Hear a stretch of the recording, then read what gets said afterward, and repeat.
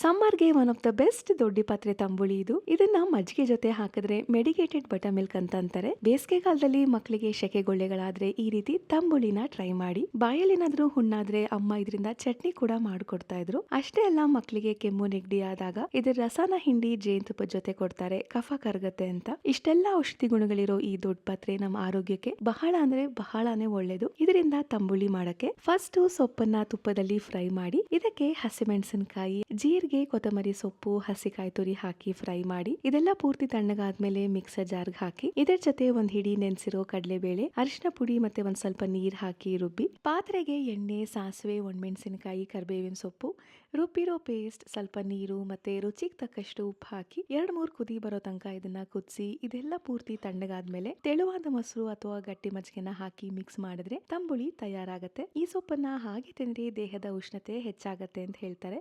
ಈ ತರ ತಂಬುಳಿ ಮಾಡಿ ಸೇವಿಸಿದ್ರೆ ತುಂಬಾನೇ ತಂಪು. ಟ್ರೈ ಮಾಡಿ.